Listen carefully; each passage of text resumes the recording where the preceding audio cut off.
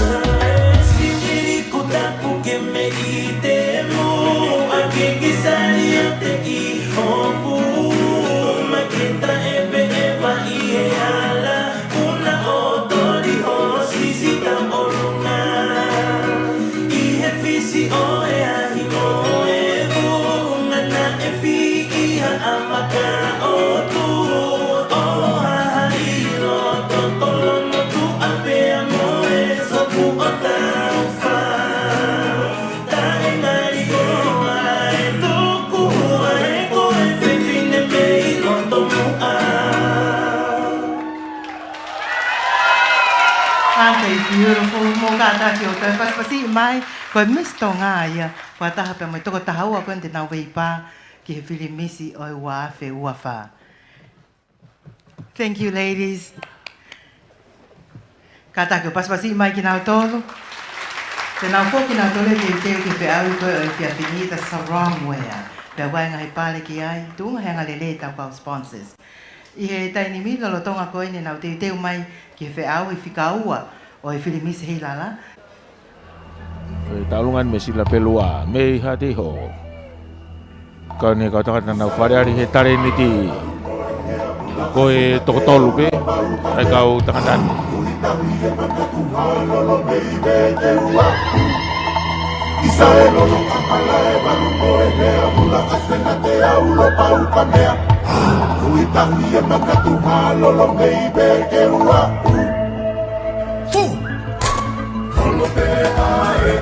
Altea, Moheloto he katoana. Tuku mea e Unaloto a, mo e pale takata. talame e whaleula Moha malele na pai e ngata Moe tupa ae tu I manua Tu kumanga pe tu utakina Tenge tange pea Moha lelulahi e ngalo a where ia te kitani Alau siki me tu kunga naki kovi e kuloi te hungatai Vei me amai Oku ula tuna kau Wakalele lupe I mounga Ui ui oku Kapa kapa ku Asu ameli e tuku ki he lunga Teu tuku atu ke ala Mama kene whakahoko atu e tahanga Kau hoki ki hei pitala E tukuna hoi pale o tangata Teu tuku atu ke ala Mama kene whakahoko atu e tahanga Kau hoki ki hei pitala E tukuna hoi pale o tangata What?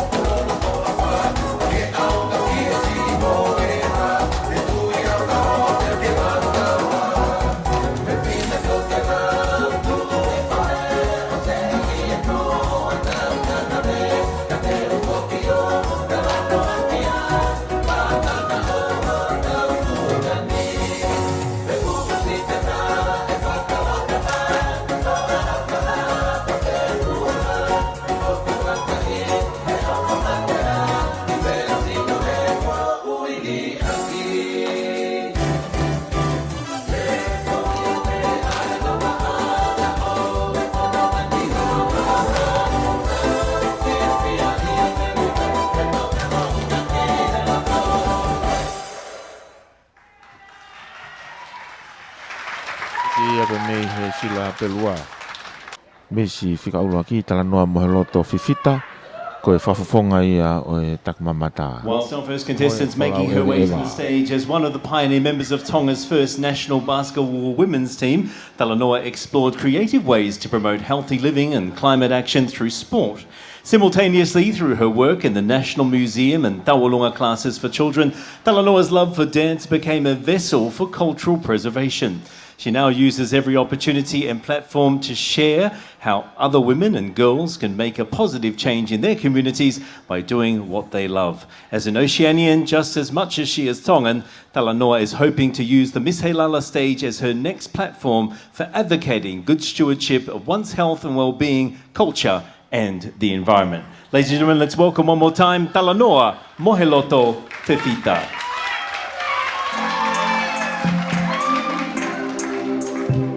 I he lolotongani koe Miss Heilala whikaurua ki ai aku ono mai I he whariari fofo whariari ai e whiawhini ka koe whafonga be me he potunga o e takmamata mo e whulau e bewa a Tonga Miss Talanoa Moheloto Fifita.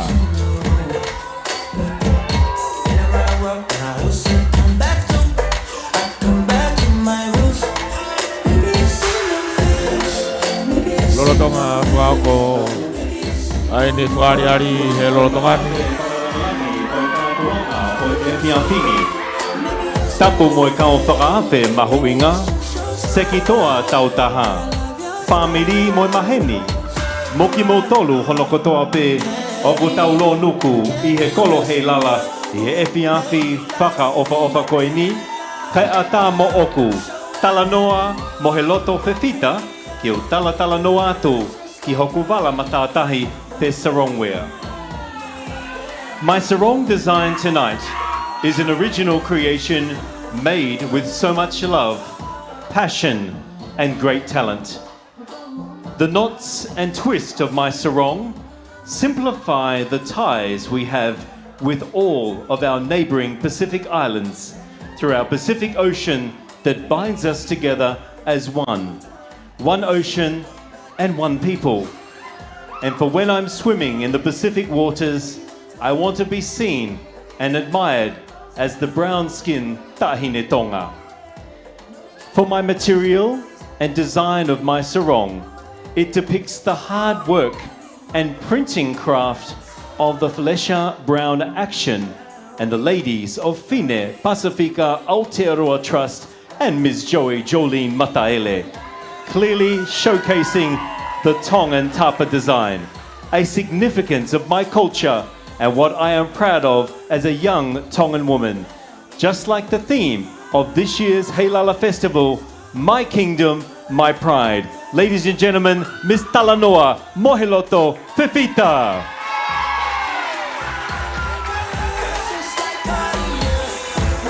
Gavaya ai whariari uraki tuafukonga ke Miss Heilala Talanoa Moheloto Fifita i he Stacy ahano keu ki he matatahi ka koe ka ke i whakatonga ki he matatahi. Please welcome onto the stage Tā Paita Tampalina Havea, Miss Ewa Tourism. Misi Hoko, Misi Fikaua. Laukau'anga. Tā Paita Tampalina Havea, Miss Ewa Tourism. Kai ata ke whakalaulau noa atu, koi Miss Ewa Tourism wa noa uawha. Nā kuwhiri ai lanu o i tupenu hoku Sarong ke ne tala atu ki he tonga kotoa o ko Laukau'aki hoku uri a whine ewa.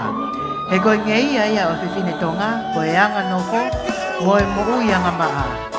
Koe koula ia ai whine tonga ki he ngahi kātoanga pea moe ngahi maalari. Koe whine na e olunga i he kariloa. Tuku ke uwiki e tala ho maumala e makapuna, ae o kui ko kauwhana. Pea ko whapafunga i atuia i he pōwai. Koe ni o ko to'o atu ai pōwai o kutuu ai fo i kōki. Pea fo i kōki o le o atu ha pōpoaki i he eua kotoa pe ke oua e whakaaua ho tau wāota te ria nā mōre ai e ki manpuna whakoofa ko e kōki. Save our rainforest to save our parrot. Ko e ki whamatala e ni wahe mai he Miss Ewa Tourism i he whiawhini.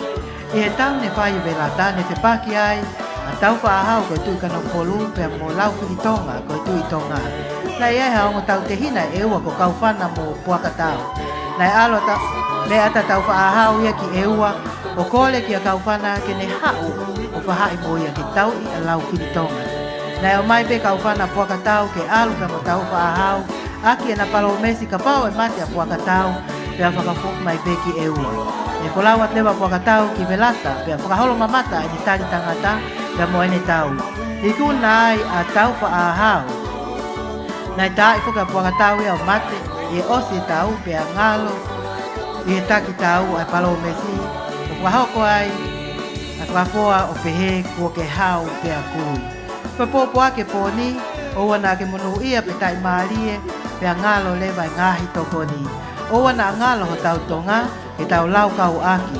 Ko ene ki o ako e kato alu ke whao ai, ene ngahi pia mau. Pia aku mesi pe ia, pia mohono suu, ke ne whaka moko aki, he hafu mo heke, pia tuli hopo, i he wafu nā whanua. O whātu me he Miss Ewa Tourism 2024. Kata, koe patipati mai, a Tā Paita Tampalina Havea. Honorable Frederica Pahina, that's our second contestant for this evening. Te auhi o e pōni, kau Miss Heilala toko hong fulu māua. Whikawan ko Tā Paita Tampalina Havea, ka koe whakafonga ia o e takmamata pe mei ewa.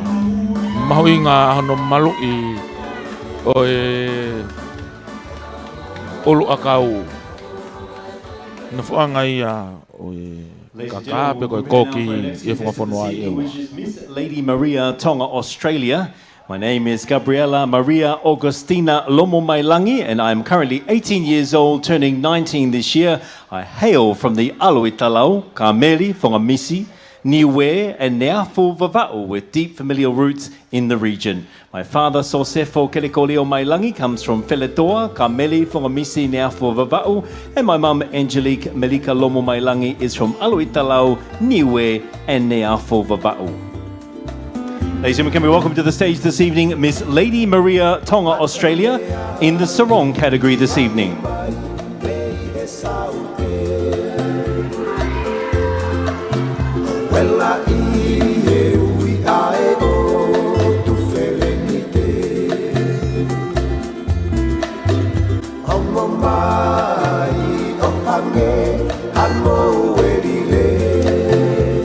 Whakatolou ki e palatiume o e Tongatapu.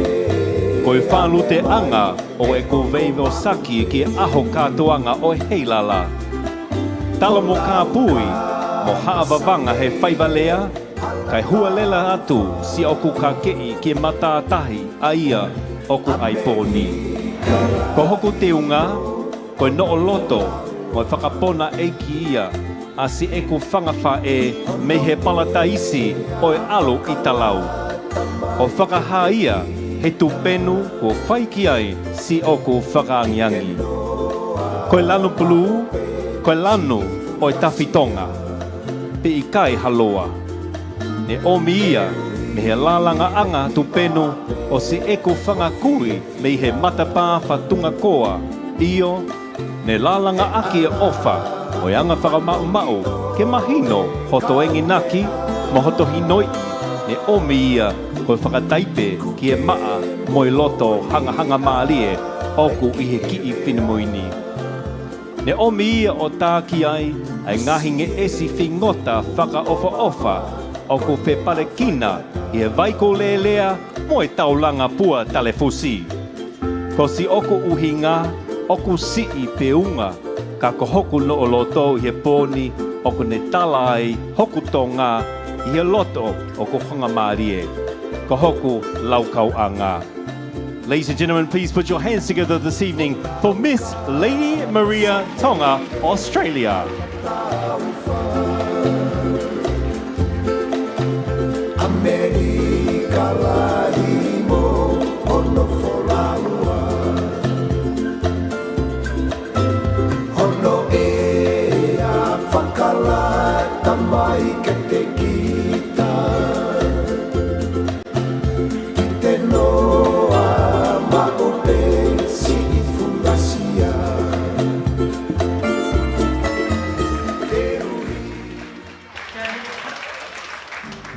Our fourth contestant for the evening is Maria Vai'moana. Augustina Mailangi. Vai'moana is representing Fia Tonga, Dance Australia. Academy 2024.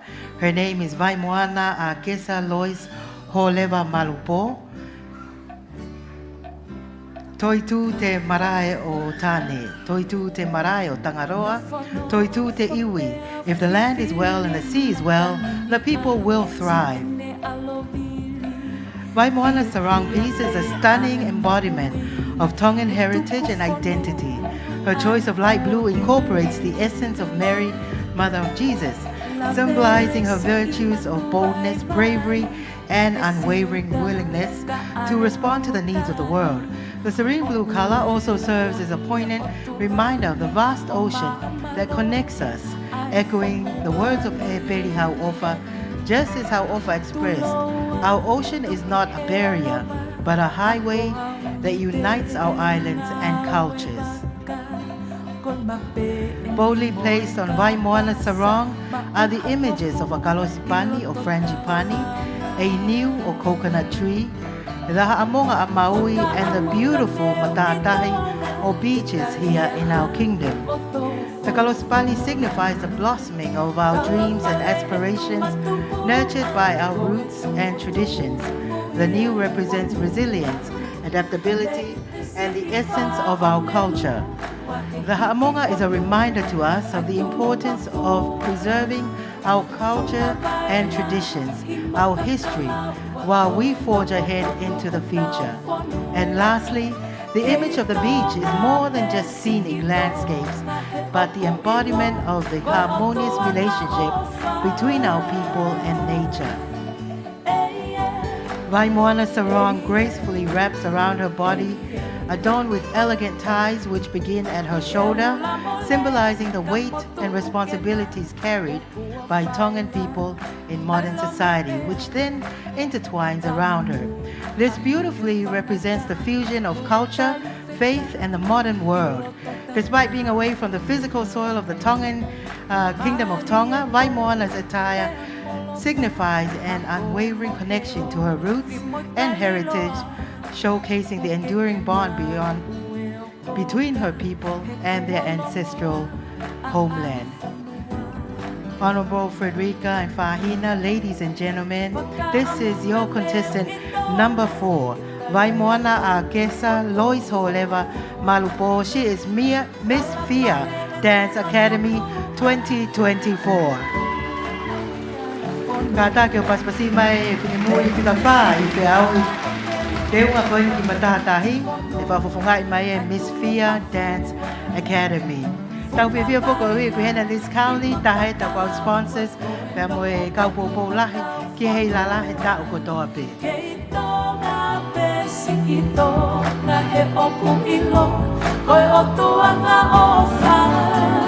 Miss Agesa Lois Holeva Malupo, Miss Fia Dance Academy 2024 judges.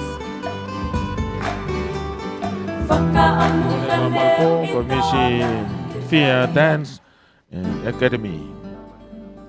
Hoko mai ki he whikanima I he whiwhini. Kei atali lei pēa I te niti e kolo Heilala ka te motolu ke mo wafe mai. Which is contestant number 5.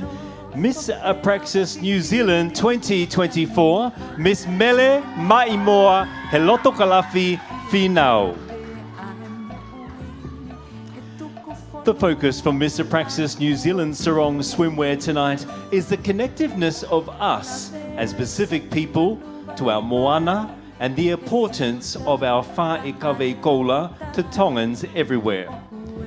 She has chosen the colour yellow to represent the sun that highlights the beautiful beaches and coastlines of her homeland of Laukau'anga in Ha'apai. The sun also serves as a warm reminder of her mother, whose love extends to the tuituia tamale and the wasila'a or sundial. Tonga is fortunate to have been gifted by God the first opportunity to see the sun each day. It provides food and life for the flora and fauna like the tropical gardens of the Kolokakala.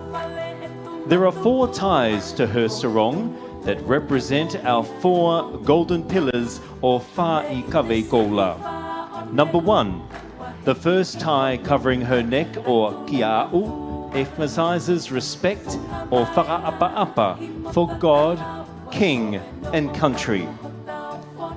The second tie sits at her waist or Unaloto and showcases humility or lototo. Just as we tie our ta'ovala at our waist, this knot symbolizes the tying of our country to us. This reminds us of the importance of humility. The third tie is located at the knee level, koitui. The significance of this tie is that as Tongans, when we sit and Talanoa with each other, we link our knees, thus fostering the space between us, and this is tauhiva. The fourth tie lies on her shoulder, koiuma. This represents loyalty or mamahi'imea. Alongside her pageant sisters, Mele wears her sash on her shoulder. This shows the sponsors and the community they represent. Eventually, one of them will have the privilege to wear the Miss Heilala sash on their shoulder and represent Tonga on the international stage. The implication is that whenever they go in the world, they will always wear Tonga on their shoulder and represent us wholeheartedly with loyalty. The sarong also brings to light the importance of the frequent fight against climate change, where our ocean life suffers. Where there once was an abundance, the whonu or turtle has come and is now under risk of survival. To help the ecosystem flourish, we must strive to plant and conserve the tongo, or the mangroves, within our coastal and water-based communities. She leaves you with 5 simple but effective sarong styles and functions for church, beach activities, friendly picnics, a towel to dry your hair, for sun protection, a hooded top, evening wear, and a throw.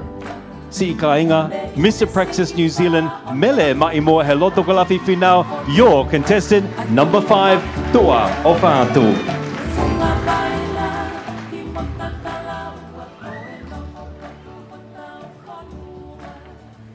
Judges, we are now going to introduce to you our 6th contestant this evening, and she represents Miss Tonga, Hawaii. Her name is Gracelyn Kelly Nanaimo Fotu'aika. Aloha, talofa, and malo lele. My name is Gracelyn Kelly Nanaimo Fotu'aika. I come from the beautiful villages of Safune Sabai, Samoa, Felemea Uiha Ha'apai, and Kolonga and Kolofo o Tongatapu. I am your Miss Tonga Hawaii 2023-24. As I go down to the beautiful sandy beaches of the North Shore Hawaii or the beautiful beaches of Ha'apai, I plan to wear a sarong like this. The ties of the no'o of my sarong convey the idea and the fact that as Tongans, we are deeply rooted and tied to our land, our royal family, and our ancestors. The ties can also represent our 4 core values, values that we Tongans live by. That wherever we are and whatever we do or wherever we go in life, we must remember to live by our fa'i koula. The way my sarong is being tied makes it easier for me to swim. In case of any emergencies at sea, this is how it's tied. My sarong wear consists of 2 colors with such deep meanings, plus the yellow and orange flowers in my hair. The yellow lilies on my hair primarily associated with spreading happiness and joy. However, it's also the ideal color for symbolizing friendship, the new friendship and bond I have built over the last few days with my fellow contestants and sisters. The yellow lilies can also be used to better someone's day and increase the positive energy in a room. The orange flowers on my hat represents confidence, creativity, and courage. I aspire to motivate our young women to know that beauty doesn't have standards, that they don't have to be a specific body type to be pretty. Beauty comes in all forms. Go out there and be yourselves. The color white represents purity, and the soothing blue color are said to symbolize tranquility and peace. Ultimately, this color is known to spread feelings of relaxation in order to help people release any negative thoughts or feelings of stress. My idea of soothing blue represents the ocean, and the ocean can bring peace. And because I grew up in the island, I have always considered the ocean home. The ocean is us. The ocean is our sea of islands. Mahalo nui loa and whakaapa'apa'atu from Miss Tonga, Hawaii, Gracelyn Kelly Nanaimo Fotu'aika.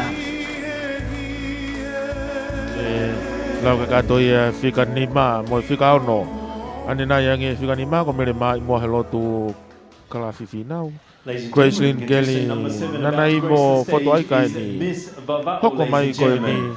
Mehe Miss Vava'u Heilala Vava'u. Sophron, Kosmios, Unaloto ki Melino, Latu. We'd like to welcome Miss Vava'u to the stage, who is contestant number 7 vying for our title this evening.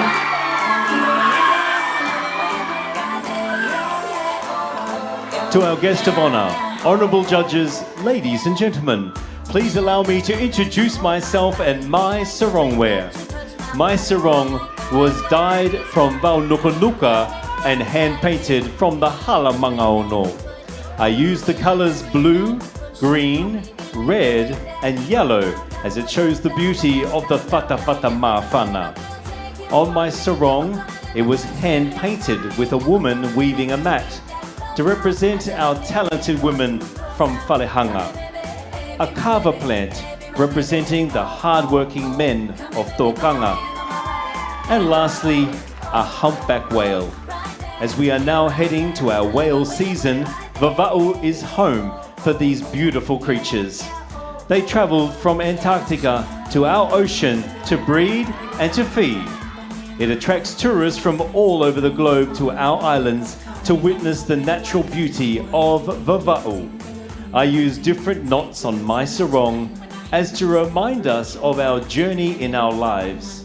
We have differences and we face difficulties in our lives, but it is ours to undo those knots and try another knot until you've got the right knot and hold on to it.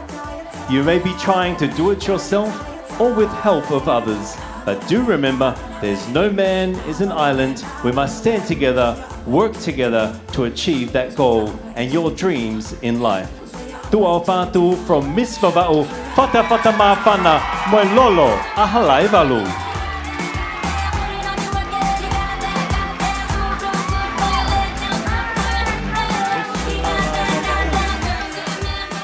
Sophron, Kosmios, Unaloto, Melino, Latu. Lavai and Whakariari Pōni. We're more than halfway through tonight's contestants, and it's now my great pleasure to welcome onto the stage Miss Tonga-China Friendship Association, Susi Elisabetta Brigita Caprian Tonga.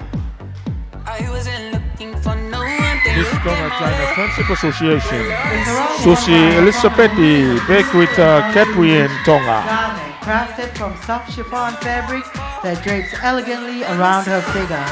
While not traditionally part of Tongan attire, the sarong has recently been embraced as a way to showcase the elegant beauty of Tongan women. The vibrant red and white colors of the sarong are more than just visually striking, they do hold deep symbolic meaning. Red represents the intense love and passion inherent in the Tongan spirit, while white embodies the peacefulness and purity that characterizes the grace of a Tongan woman. The intricate prints on the sarong are modern twists on the traditional Tokelau'anga design, a pattern that is deeply embedded in Tongan heritage.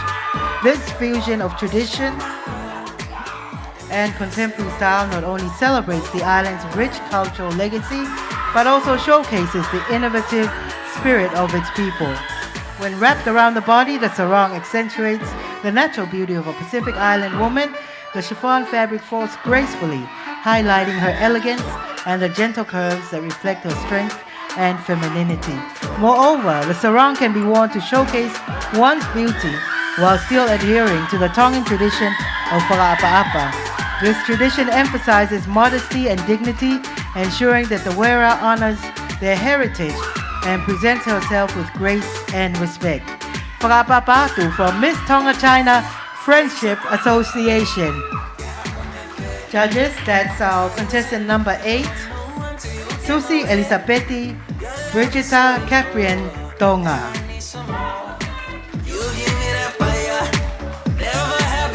Kako Miss Heilala, Whikavalu, Susi Elisabetti Brigita Caprian Tonga, Miss Tonga-China Friendship Association. Judges and ladies and gentlemen, we'll now be moving on to Missy Hapai Masani. Contestant number 9, vying for the title of Miss Heilala in the sarong and swimwear category tonight, Miss Ha'apai Masani, Fipe Latai Holeva Finau.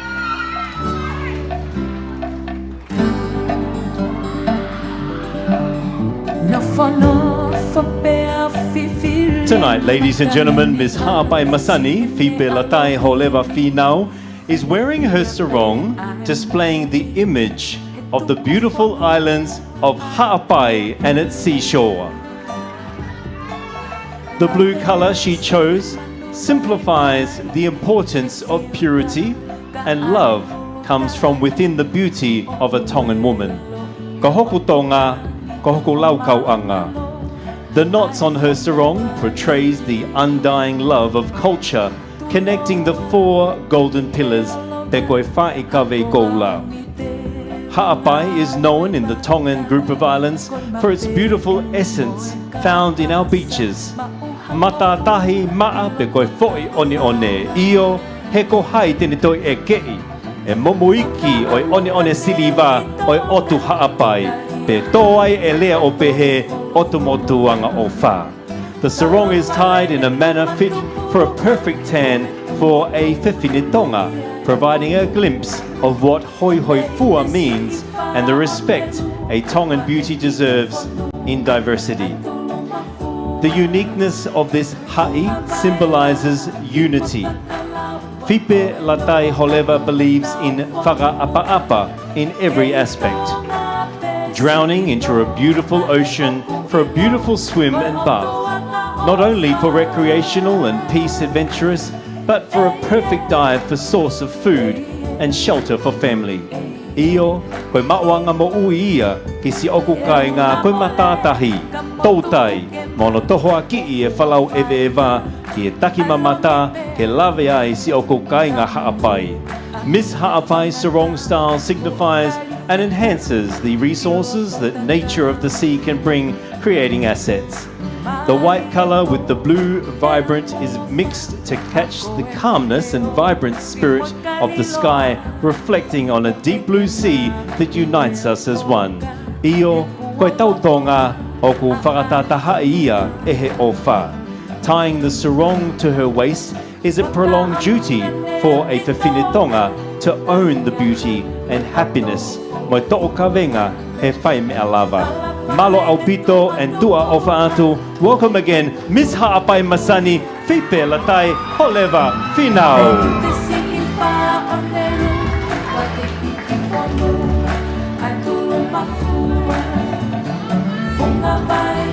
Ladies and gentlemen, this is your contestant number 9.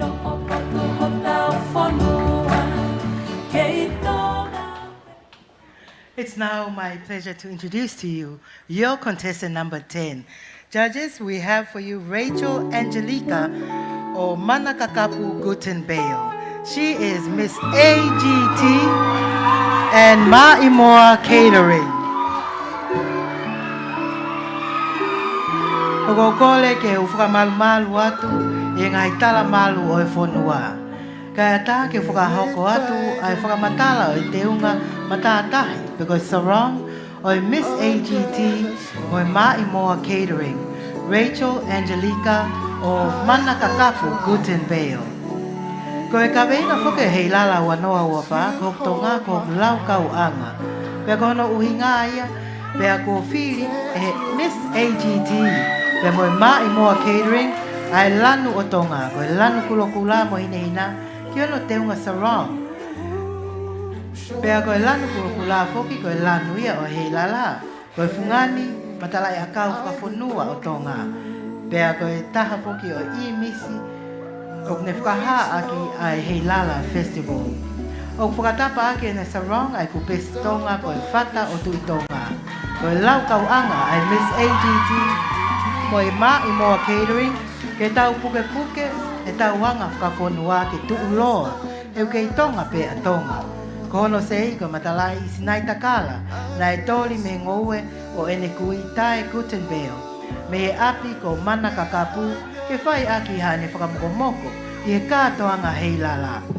Kono ka hawa mohono vesa pe foki ki hono nono o ko ngahi aki ia ai pearls o Vava'u me he taulanga pua tale fusi tue ko vela mawhana a Vava'u. Introducing Miss AGT and Maa'imoa Catering in her red and white sarong to align with the Heilala Festival's theme, My Kingdom, My Pride.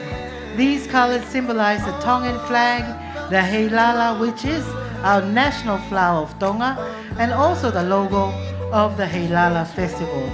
Her sarong is edged by the Tongan kupesi koe whatau tui Tonga to encourage the continued use of our Tongan arts. Racheal Say was picked from her grandmother's garden, Tai Guttenbeil's garden, at their residence Api ko Manakakapu. Her jewelry are made from pearls from Vava'u to represent where she was born, raised, educated, and continues to live. My Kingdom, My Pride. Judges, your contestant number 10, Racheal Angelica of Manakakapu Guttenbeil, Miss AGT and Maa'imoa Catering. Moka takio, paspasi mai tau fine mui, toi peto ko ua. Ko fe au no ua no sivi ia I kina tolu. Ko malo atu ano bo visite ka mo tau famau.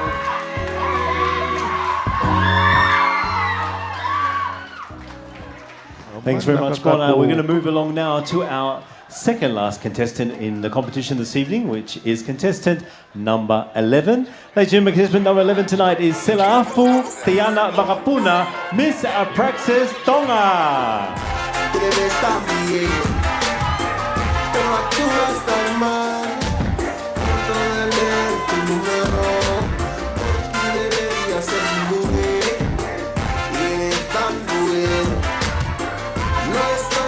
Selafu Sarong wear takes us to the white sandy beaches of Waikiki.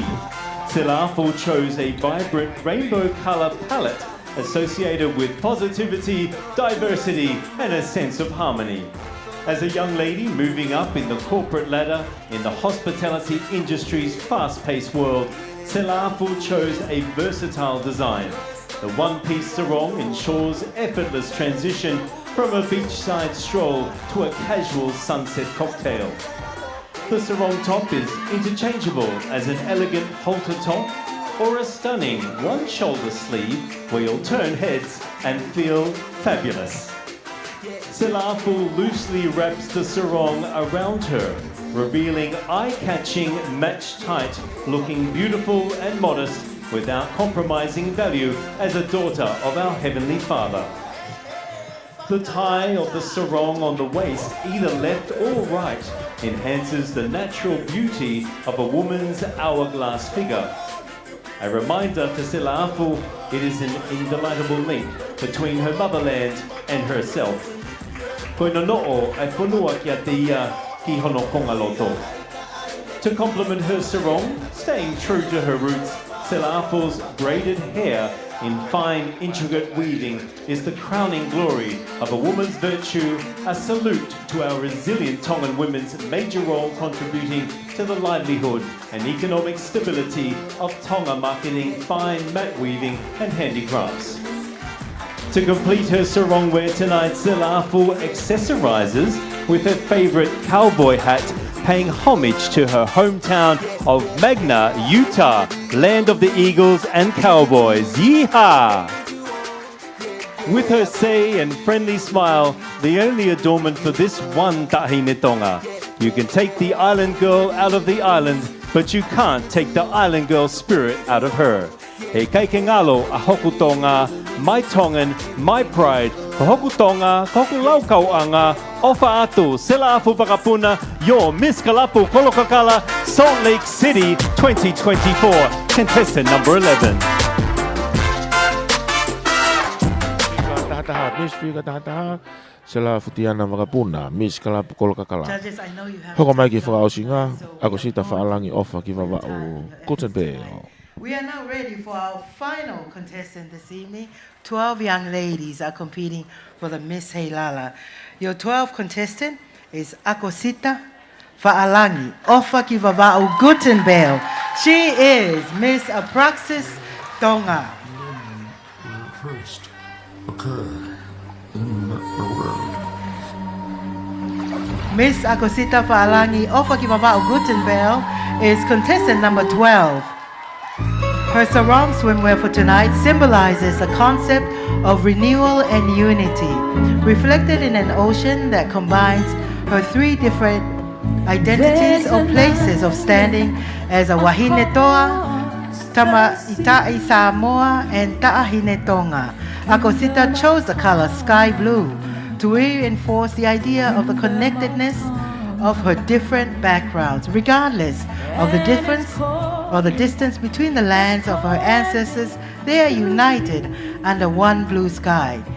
There are three ties to Akosita's sarong, which demonstrate the link between three peoples of the Pacific that share blood, language, culture, and heritage. The first tie is the net on her chest, Fatafata Ma'afana, where her pride is felt deeply, representing her place of birth, Aotearoa Meona Tangata Whenua. The second tie is the tie on her waist, Unaloto, that defines her courageous character, showcasing her mother's origin, Samoa, the sacred center of Polynesia. The third tie is a knot on her back, Tu'a Kefata, which highlights her responsibilities to fulfill as an eldest daughter, representing her late father's homeland, the beloved Kingdom of Tonga.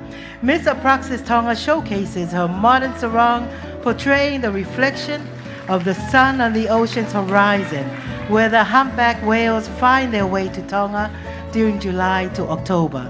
It also dives deep into her heart, holding sweet memories of time spent whale watching with her father and little brother as youngsters.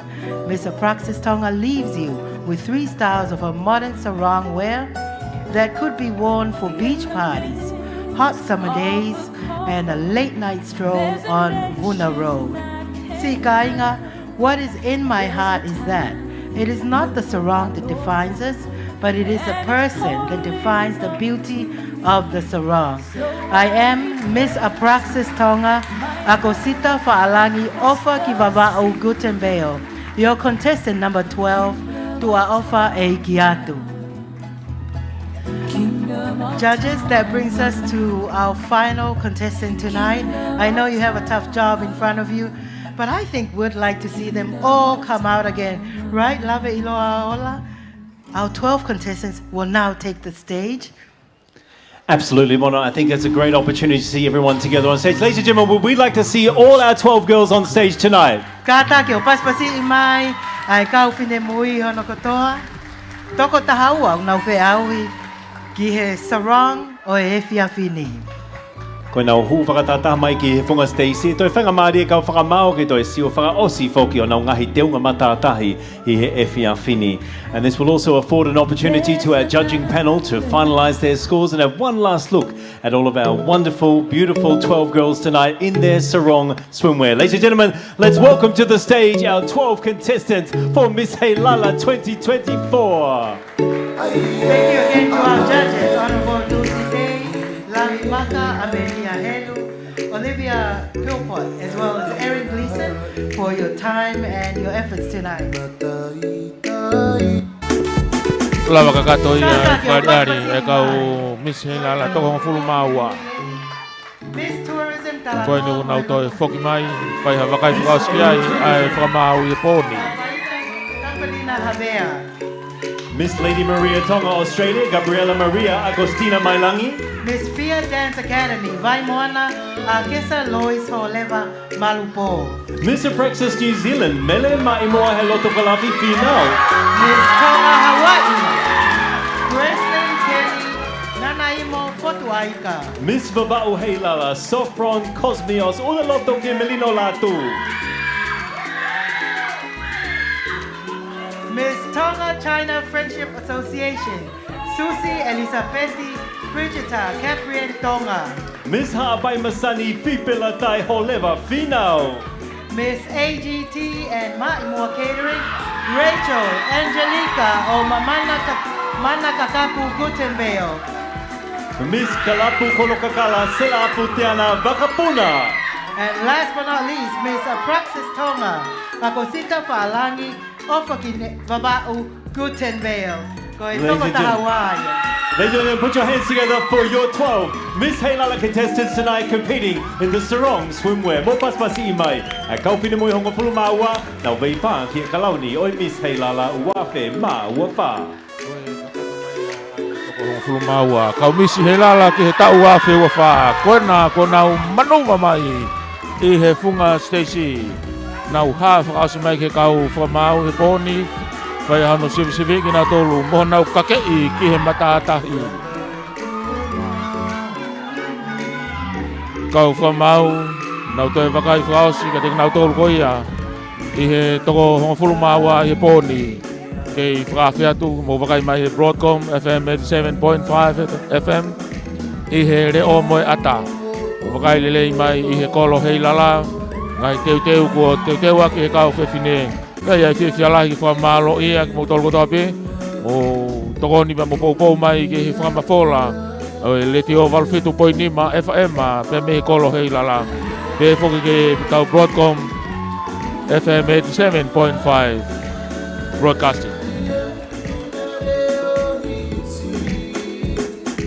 nau lo tonga foto pe funga Stacy tau toa mai nau ha ki he kau whama o poni o laka mai ki mua whahako ai whakapampa mo e tatalo pe i time tatau nau tau laka halo ai pe ke wakai atu ai kau whamau o poni ko se a whake ko mit whamau ko ona po tulsi tei a koe whakafonga wharearea ia ki he Tongatapu ono. Pe whoki ki he toko ono kehe, ko nau kau whataha i he poni. Olivia Fipra pe me he High Commissioner Nusila, pe ki Amelia Helu. Lavi maka pe whoki ki he toenga kau whamau. Pea pe mo e Miss Heilala, anei kona he walungo fultupu.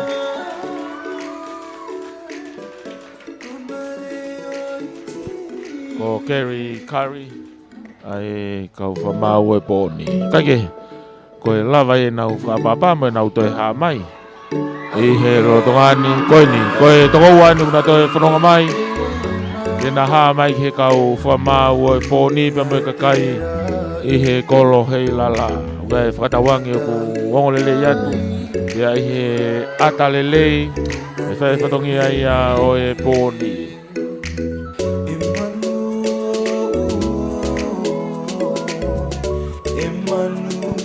Ai au kia ia e whainga maari e ki kau whamau. Ke nau toi wakai lelei, pe nau toi sivi lelei ai he lolotongani. A ke nau tolu e ni ihi koe ni. E kau Miss Heilala e toko tahaua. Augustina Mailangi, Miss Lady Maria, Tonga, Australia. And Miss AGT and Maa'imoa Catering, Racheal, Angelica, or Manakakapu, Guttenbeil.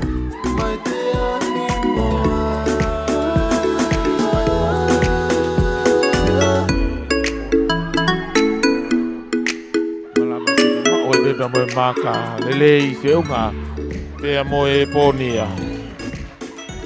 Koe te unga matatahi, pe koe kakei ai tonga ki he matatahi, tau wakai ki ai he poni. Ke tokataha au au nau whafofongai, ai ngahi potunga au e me ngahi kautaha, kau maa ki nau tolu whafoi tui pe.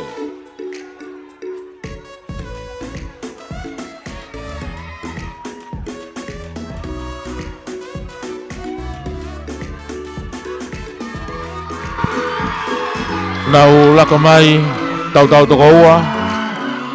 Koe whakariari whaspe, ki he matanga. E kai ngatai e wakai whaosia e kau whamau. Ki ho nau ngahi teu.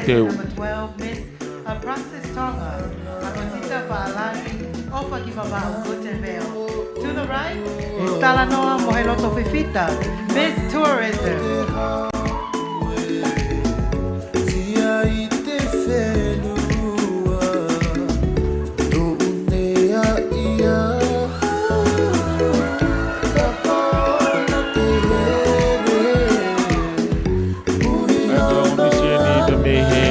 Whafongai e potungau e tak mamata mo e whalau e wa tonga me e ua whunga whanua e pe whoki i Tongatapu ni.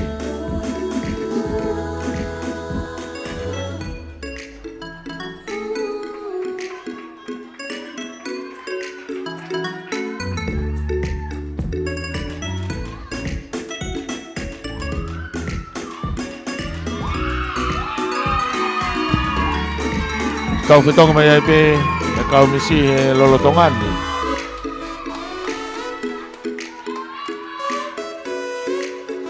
Whakariari ho nau ngahi teunga ki he matatahi. Ia i kai ngatai, ke mea whakaosikai e kau whai whamau i au e poni. E ngahi teunga, mga e teu, whiunga pe mo e matatahi. Ai koe ngahi kakei whakau koe whiawhini, koe poupou ia ki he whanua. At center stage right now, Miss Ewa Tourism, Tapaita Tapelina Havea. And Miss Kalapu Kolokakala, Selafu Tiana Vakapuna.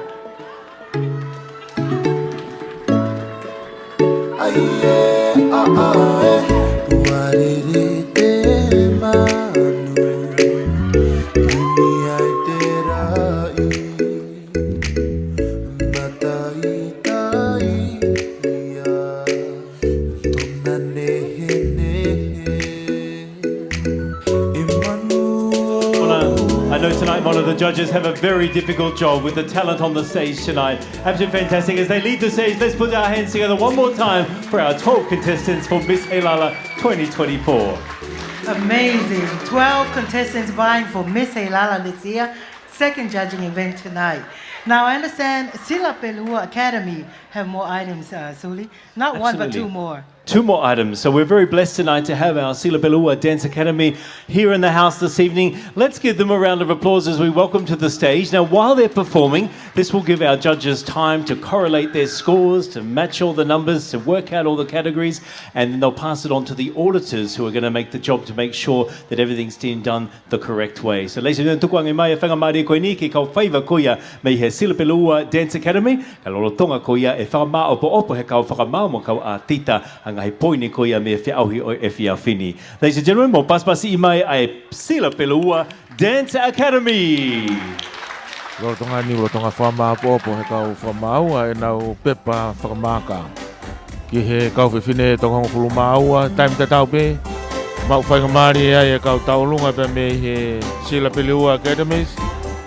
E nau whaia whakariari a item se ua. E pōni, e whiawhi whakapō whaini. Kai ke fu angi malo he matangi ka kone omia e a moko lele I he whiwhini ina sia ki nau tolu ko te fua I he kolo Heilala o e whiwhini ko tonga taki mai he lotonga ni ai ki kaunanga ko ki kaunanga ni whafofua ki he tau wha ki he tau nima kune whahoko e tau olunga koe ni Mali. whafofa pito no teu ngā whakatonga Ia me mo ngahi desa ki hono nima, ka mahano mae pe mohono kahoa. Ko tonga folhaka e taimini e ki tahini ko ini. Ka fuafua ki tau nima. E ki tahini ko nulo tonga folhaka tu. Te me he Sila Pelua Academy dancing.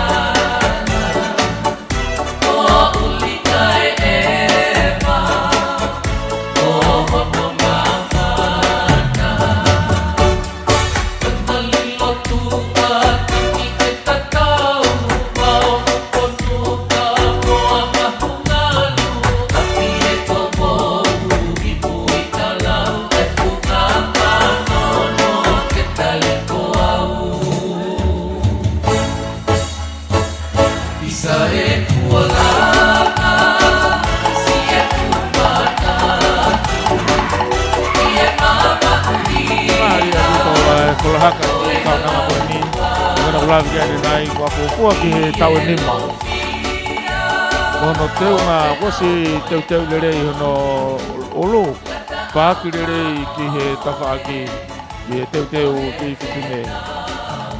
Koe ka olo ngai ni pe me he Sila Pelua Academy.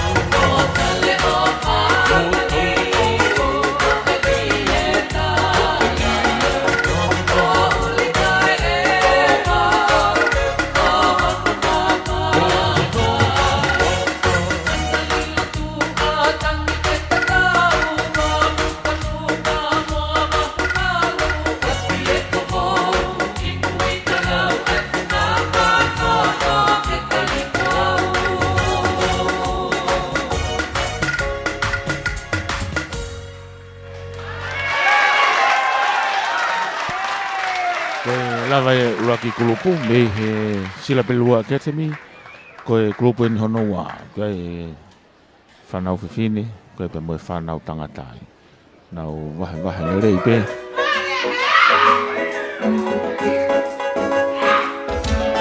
Koe toko wha tangata toni ma tangata e te whaki matau.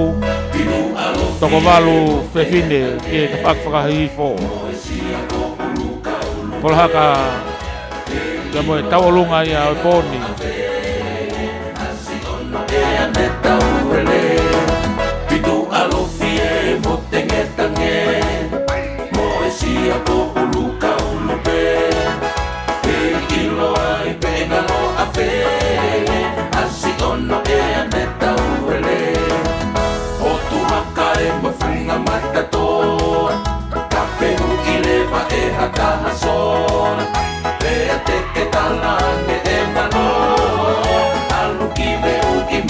Talanoa, Hoku haka e mafunga matatoa, Kapeu I lewa e hataha sona, Krea teke talane e nanoa, Aluki veu I moe whare talanoa, He oku ke ilo a haka o tapu oku whita, Hono pe au oku fofoa, Whaka pe a, O whea hawhai mo Vava'u ka oku kiki e kakala ala e ina noe, Makulu mai Manakakapu. He oku ke ilo a haka o tapu oku whita, Hono pe au oku fofoa, Whaka pe a, O whea hawhai mo Vava'u ka oku kiki e kakala ala e ina noe, Makulu mai Manakakapu.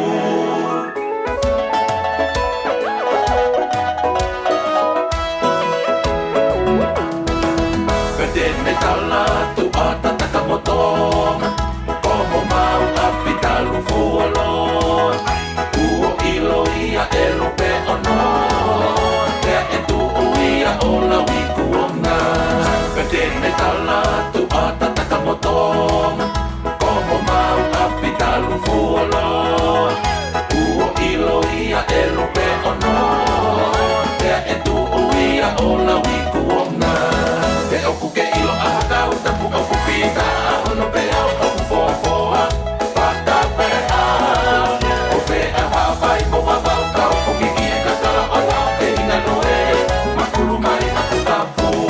He oku ke ilo a haka o tapu oku whita, Hono pe au oku fofoa, Whaka pe a, O whea hawhai mo Vava'u ka oku kiki e kakala ala e ina noe, Makulu mai Manakakapu.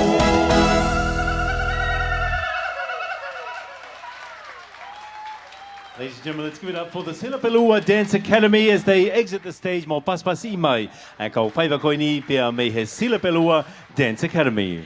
I just found out that the young lady who did the dance in the beginning is only 7 years old. Can you imagine the confidence this young lady has? Her name is Carissa Boliva'ati. She's, of course, from Hateho. Goes to school at Tonga Side School, only 7 years old. Kata ke paspasi mai kau whaiva koini me he Silapelua. Koe ki kaunanga koini nai ta'alunga, ta'u fitu pea koe side school, kono hingoa ko Carissa po Boliva'ati. Malo pito mo po ke tau katoanga koini Heilala, fa malo lahi ki a lavi pa mo Fiji Airways, koe tau sponsor lahi taha ia katoanga Heilala. Ko ia malo pito mona whainga maari koe ni ki toi whaiha whakamalo ki e kau sponsor, ngai businessi, ngai kautaha, na nau tokoni mai, ki ona whakahoku atu koe ia o e tau whiauhi whili, hoi hoi fua koe ia Miss Heilala ki e tau ni wafe maua wha, wafe maua nima. O watu hene whakamalo ki he potungau e take mamata pea mo e purianga Tonga. Whakamalo whoki ki e Tonga Tourism Authority. Lovely maka pe makautaha whakapuna whakawhanua Fiji ko Fiji Airways. Panke whakawhanua ko ia a Tonga. Saia mo e hao pe mo New City Party Rentals ko kau Supreme Sponsors. Puka kau sponsor tuki mua ia o e tau whiauhi he whiawhini. Kata ke paspasi mai. I he toko naki na e mahino mai ko e Reserve Bank, panke pule, na e ni maafepe. O wale pete o mai na usila na to e whakalahi ang ia. Ko ngahi lau mali o tau whi mau kataki. O paspasi mai kau Supreme Sponsors. Ko tau kau Elite Sponsors o kau ki ai Anton pe mo panke MBF. Ko ofisi o si ai nai tongani ka umaafo ke Hotel Talanoa. O kuiai whamalo ka alo mai le seni pe moe mauma whai ki ngai poa te taulanga, ka umaa fo ki Tonga Power Limited, Whehoko Arts, ka umaa ai ofisi tala whekaulahi o Nusila. I kai koia pe, koe kau platinum sponsors o e tau whiahui koia tau ni o kau mai ki ai panke koia Pacific i Tonga, pe whoki John Sullivan pe mai Lion Liquor, kai whoki Ngalua Rasak pe mai Spare Parts Zone Tonga, pe whoki Whalekai pe mai Hotela i Loa koia Little Italy.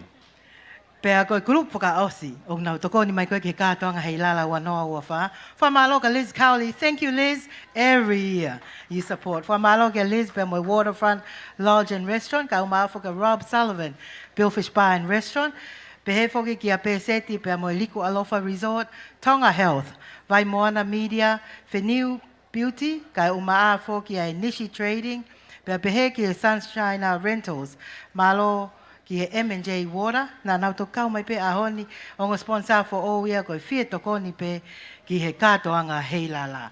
Pia i whuk pe moi ofana au taki mai me he roto tank, koe tahawhe o tokoni e ki he kātoanga Heilala tauni. Whala tau pito mo tokoni. Kātaki o tau paspasi mai ki he tau kau sponsors.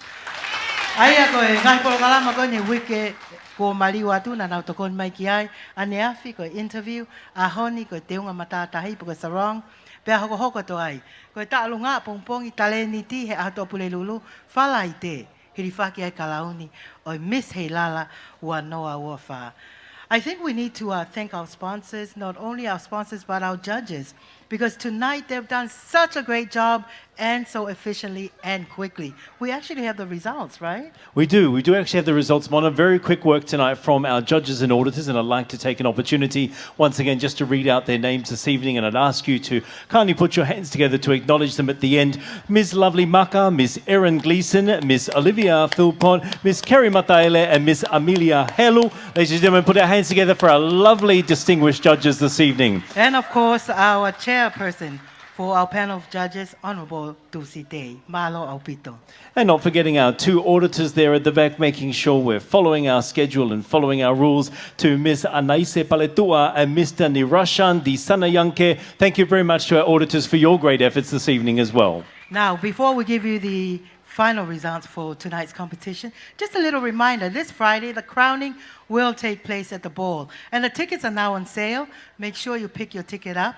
It's on sale at the Visitors Center on Vuna Road. For manato tupe, ka ataki o whatau mo tikite koe ki e polo, fo ki e whakahoko ai aeola, pea mo e tokotaha koe ni tene tui e kalauni, o Miss Heilala ua noa ua wha.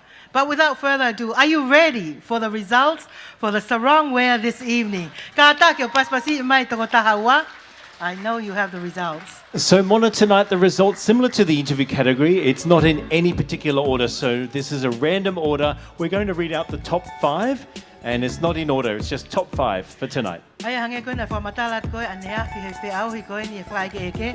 Koe hingoa e nima o tuku atu, koe kai ke whakahoko e whakatatau, ko hai na lahitaha hono māka. Koe toko nima pe nia o nau tuki mua I he taktaha whi au hi. Ai ko whi au hi e whia whini, ko mau mai ngau ea e kau whakamau mālo au pito. Pea koe toko nima e ni o pehe e kau whakamau, koe tuki mua I he whi au hi koe ne sarong, pa koe teu ki patatahi. Be honest? Okay, ladies and gentlemen, we're going to take turns reading out our top 5 tonight, and in no particular order. Our first our first winner from tonight is Miss Tonga Tourism Talanoa Moheloto Fifita. From this pool of our top 5 contestants for the sarong wear, please put your hands together for Miss Lady Maria Tonga Australia, Gabriela Maria Augustina Mailangi. And our third winner tonight in the sarong category is Miss Vava'u Heilala, Sophron, Kosmios, Unaloto, Melino, Latu. Our fourth name from this pool of the top 5 for the sarong wear includes Miss AGT and Maa'imoa Catering, Racheal, Angelica, and Manakakapu Guttenbeil.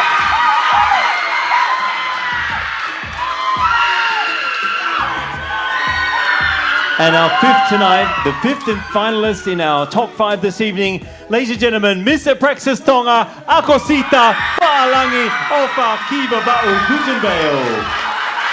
What a tough job that was. Those are our top 5, but we know all these girls are still in the running. Neongo ko toko ni matuki mu aya. Ia fe au o e fia fini. O ku ke ia e fe au hia. O ku ke toe he weekend te nau lava ai. O ke kau pe ki hono veipa. I miss Heilala ua noa ua wha. But please, put your hands together again for our top 5 and our 12 girls. We'd like to remind you that here at Heilala Village tomorrow, there'll be evening entertainment, and that's going to be brought to you by the Tonga Chinese Friendship Association. Some entertainment here tomorrow. Bring your kids and your family. It starts at 5 o'clock. Ladies and gentlemen, it's been a very tough competition so far with the interview category yesterday and the Sarong swimwear tonight. Tomorrow night is the Tawalunga costume and the Tawalunga competition, and then Thursday evening is the talent. So we've still opportunity for all of our girls tonight. The marks will all be balanced out as we go through the week to come to our finalist and our winner on Friday evening.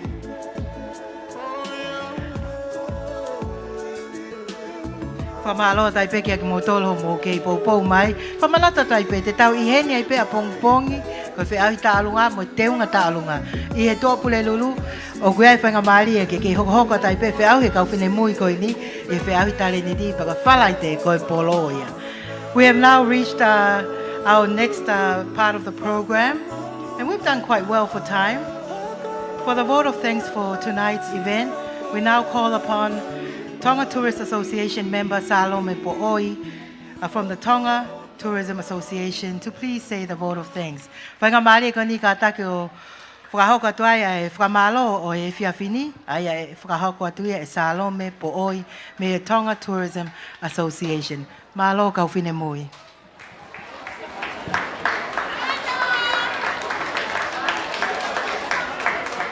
Malo mona. Tulau atu tahini whaafalanglang.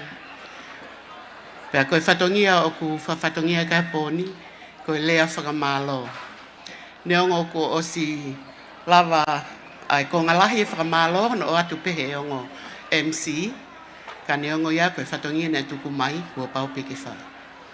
Tō mua whakamalo mo whawhita ikiwe ki tamai he wani ko uhinga koe ngahi tāpua ki o tau kei inasimo. Ma ukotoa he whiaf koe ni, o tau whakataha mai ai ki heni, taimi lelei, pia whaafu ofa mea kotoa, alo mālie, pia tau sio ke taha kotoa hangepe koe whakatau la mai ongo MC, whaafu ofa, po whaafu ofa heni, ke toko taha kotoa pe. Pia kou kole atu pe heni, e most of mai, e he lea te ulea pe i he lea whakatonga. Whamalo pe heni, hange koe lave, Amalo lahi ki he tahine whaafalanglangi, Honourable Frederica Whatawhehio la Pahatuita, Pefo ki he sea o kau whakamau, Honourable Trusi Tei, Pea moe kau whakamau, Pefo ke ongo atita, Whakamalo honga ia atoe, Komiti i he taimi kotoa ni moutuku, ngā ue whaingataa, ngā ue malohi, Pea ngai decision kotoa pene mou whai, o kuato e whakamalo ke ak moto he pōko e ni. Hoka tō e whamalo ke kau sponsors, Leongo ni osi tātu o lahi peho no o atu, ka ok whai e whakamalo o atu i he loto honga ia mo oni, ke ak mou tolu, pe ok me tange pe koe whaka lea, me koe tau kotoa pe, koe me kakai kotoa pe, kakai tatau pe, pe ok whai e whakamalo i he loto honga ia, au pito me he komiti Heilala. Ki o mou fie whaka tuku taimi, mo whaka mole lahi o whai, ka lawai o kei hoko hoko atu ai poloka lama Heilala i he tau kotoa pe, whakamalo atu. Pe whakamalo ke kau whiauhi, kau contestants, pe mo nau mātu a uma afo ko nau kau tauhi. Whakamalo atu, me he loto honga ia kakato e komiti. I he fuutaimi, mo e whakamole kotoa, mo o mou tuku sacrifice katoa, ho mou mea katoa, ka mou lava mai, mea mai ki tongani ke whakahoko, ai whatongia koe ni, ko uhinga pe, ko e polokalama pe ne taha e whonua. Ai aku whakahoko mau pe au tau ilo i pe, whakahoko ia whiunga i he aho alo i o tamatu i. Whai atai whakamalo ke ngahi mātu a, pe whoki ki he kau tauhi, o maak mou tolu hono katoa kau whine mui whakaofa. Mālo e vale ia tama si ngahi whae. Pea mālo e loto toa. Kue kau whine loto toa mo ni pe, te nau lava o kau ki ngahi whiau hi peheni. O at whoke whamalo lahi ki he Miss Pacific, Miss South Pacific, poko e tahini whakaofa going from Samoa. Malo Opito for making your time, availing your time to be here with us in Tonga during our Heilala festival. Thank you. Also to our reigning Miss Heilala, Se Tita Malo Opito. You've done a very great job for Tonga. Malo Opito. Hokat whamalo ke Ministry of Tourism, ke CEO me kau ngawe, o kai ke puli, ho o mo lahe mo taimi a wet mo ngawe tu a taimi ke whakahoko he whatongia ko e ni he koe whatongia mamafa. Whakamalo at kak mo tolu. Pe he whoki ke Tourism Authority mono kau ngawe, malo si mata uma a kau ngawe i ngawe toto iwi ko toa pe i ngahi wike ko na tok mahili atu o lava ai e whakotu ko en ki ngahi i he wike ni. O maafo ke Tonga Tourism Association ko uhinga e kukau i polokalama ki o ku Palestini ko Sosaya Moihau o Mali Sullivan mo peset maafu whakamalo atu i he ngahi taimi ko toa pe mo ngahi kalu se whai o mo whai ka mo kau ono teke ki tau tolu ke tau kei tuu o poupou mo tokoni i he ngahi polokalama o wike Heilala i he tau ko toa pe. Pe o atu ke whakamalo whakaosi ke tangata eik whai whekau na ane tuke ke lesi mo tā puaki mo tau tolu he po koe ni whakamalo atu tuk taimi ka ke mea mai o lawa whatongia koe ni. Whatawange pe ke osi e ni ke mo mātuku mātuku hao ke mo taktaha api mo taktaha whamili whakamalo atu malo au pito.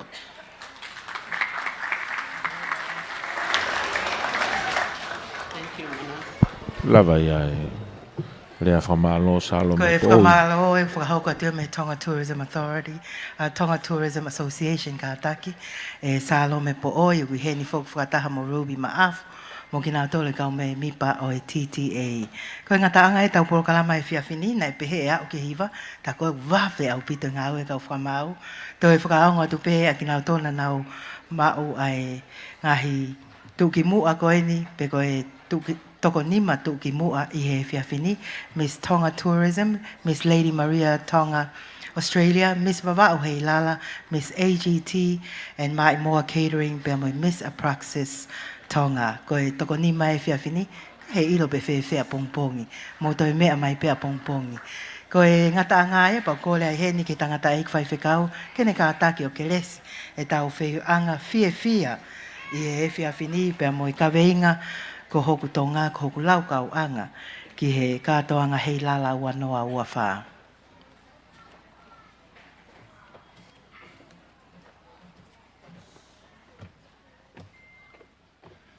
Alope ho mea tahini whakalangilangi. Hai tuke whakaosi e tau whiohi e whiawhini. Kia ki tau whakaosi ko whamanatu atu. Hange pe koia na wat uruaki. Ko e iheni, moho iheni, ko e whamoni maasi sukalaisi. O ke ilo ka pahe kai te ke iheni ko e whamoni maasi sukalaisi. Ko e tau tuku at pe koe ni, tau ho haa ia he asi hake hene tie ha moe ha moe ha. Koreat, whamore more. Please, all stand up. Tau whaos. Angi mui mai ki heki lea ko ni, pe te ukelesi atu ai pe. I angi mui mai, ni maki o runga, whawhetai sisu, whawhetai eiki, o whamau iau. Ko ngei amo langi, ke o ombe au tai ngata. Amen. Kile so tawe iko si sukalais o falahia tua ko tamai fio mo lau mari maunoni no nga mo al ofa Melino mo tambo aki ke ihe tahine fralang langi kai masi o kai ma ka fifine pe he ngai tamai ngai fa e ko tombe mau dol hono ko tombe he fiafini tu toku moia o na hiri kai fai be o tai ngata amen. Malo au pito ho mo mea mai. Pea koe lava kakatoia mei he kolo Heilala i he Fifini ai whiauhi ki he teunga matatahi. Pea kia e toko nima tūki mua ko si ui mai ki nau tolu i he poni. Ai koe kau kia i ko toko nima tūki mua Miss Tourism Talanoa Moheloto Fifita.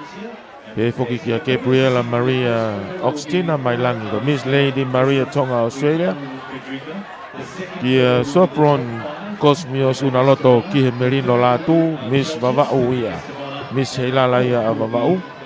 Koe Fa Racheal Angelica o Manakakapu Guttenbeil Miss AGD and Maa'imoa Catering. Koe whika nima ako sita whaalangi ofa ki Vava'u Guttenbeil. Koe toko nima ia ko nau hoko tūki mua i he pōni. Ai ako ngai pō ko tau piku whai ai e whakamau i kau whewhineni. Oku to'o mi ai ai toko nima. Whamana tau te tau porokalama ki a pongpongi. I he hawhi ai ono ko whahauka i e tau sumpa. Tau whanonga i pe ki he teunga pe moe whiauhi tau olunga e whahauka i a pongpongi. Tai mi ono ai pe i he kolo Heilala. Pei kai ngatai ko tua pure lulu ko e tareniti e kau misi. Ai ko e tareniti e kau misi e po tua pure lulu. Ko po whalai te ko whakalauni ko e moe ball ai wike Heilala pe ko e Miss Heilala o ta ua fe ua wha. Whatawange pena e ongorere i atu. Whamalo i e whake tare kita. Ko e CEO i e potunga o e tak mamata Tonga.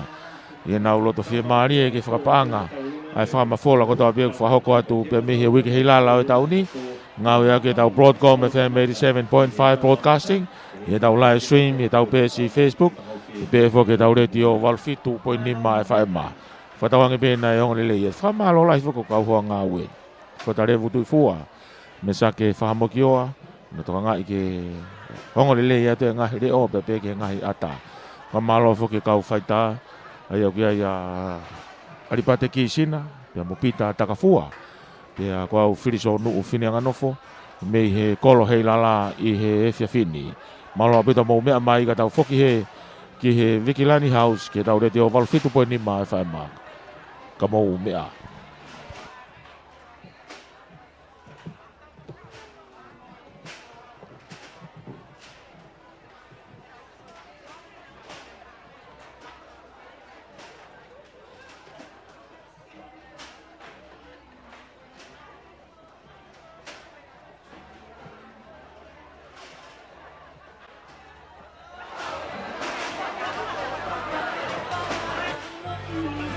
Malo elere. Greetings from the Kingdom of Tonga.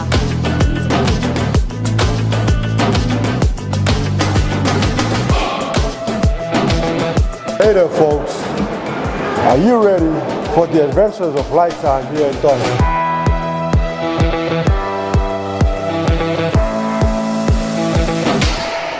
Owa, it's Heilala Festival. It's a time of joy, culture, and festivities.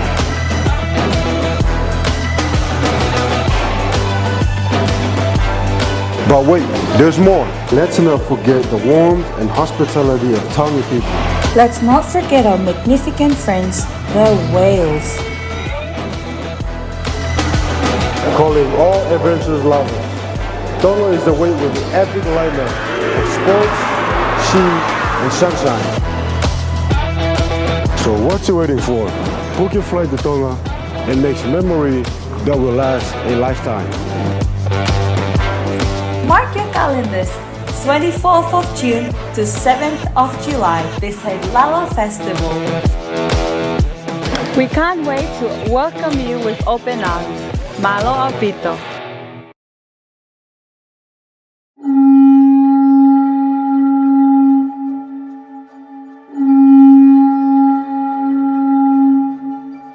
Pacific Islands are scattered across the Pacific Ocean. 40 million square miles of the largest and deepest of all the world oceans. Our Pacific Islands were settled by our seafaring ancestors before white explorers even dreamed of reaching our shores. Some say that the vastness of the ocean isolates us and separates us. We say otherwise. The ocean has been a critical part of our lives through centuries. The Pacific Ocean connects us to each other, to our past and present. Our ancestors navigated these oceans using the sun, moon, and stars as a compass, and the currents and ocean breeze to guide their journeys. The ocean gives us life, hope, a sense of belonging, and identity. Wherever we may be, we will always be the people of the ocean. This is